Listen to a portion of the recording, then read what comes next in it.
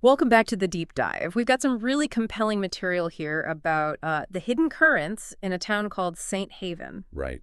It's fascinating stuff. And our job today really is to try and face some of these unspoken truths that seem woven into the fabric of this place. Exactly.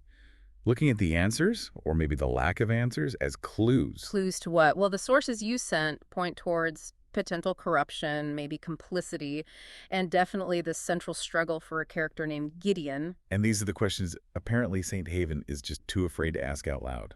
So first big question that jumps out, why does Gideon even stay there? It seems dangerous. Yeah, it does. And the material suggests it's not just, stubbornness. It feels deeply tied to his fight against this hidden rot in the town. So staying is part of the fight itself? Maybe. Or perhaps it reflects the town's own inertia, like everyone's stuck, afraid to move. Gideon included, in a way, but his stuckness is about confrontation. Okay, let's get specific then. There's this incident with a drifter who dies. Is this just, well, a tragedy? Yeah. Random? Or, and this is where it gets really tense, was it meant as a message? A warning for Gideon? Potentially. That possibility just hangs there in the material, doesn't it?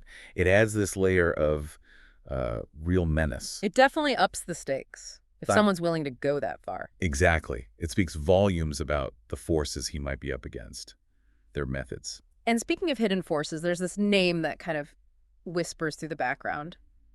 Solomon. Mm-hmm.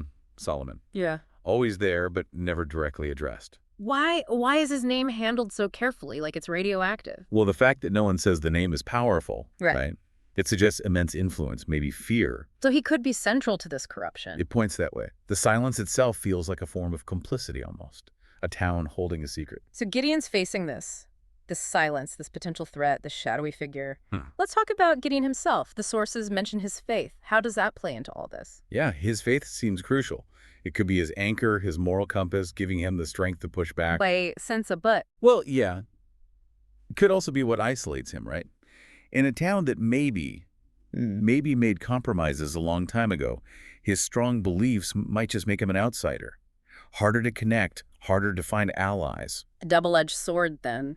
Strength and isolation. Precisely. It adds this whole other layer to his struggle. Which makes you wonder, given this isolation, this potential danger, why hasn't the town, or whoever Solomon is, acted more decisively against Gideon? That's a really good point raised in the material. Why the restrict?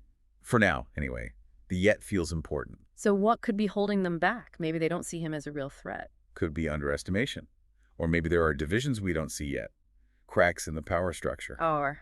And this is another unsettling idea from the sources. Maybe the police are involved? Yeah. The possibility that the police might be protecting someone. Or something. If the police are compromised, that changes everything. It paints a picture of systemic rot. It really does. A town caught in fear. A potential murder used as a warning. A powerful hidden figure. Gideon fueled but isolated by faith. And this uneasy quiet, maybe enforced by the very people meant to protect. It's a lot. It is. And it leads back to that core idea in the material.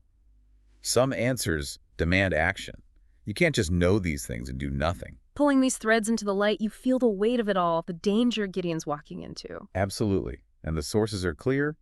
Gideon's next move, it's suggested there's no going back from it. Which sets us up perfectly for next time. We'll dive into what sounds like a major confrontation, Gideon and Solomon, and the start of Gideon's world unraveling. Yeah, that sounds like it's going to be intense. Definitely. Okay, that's our deep dive for today.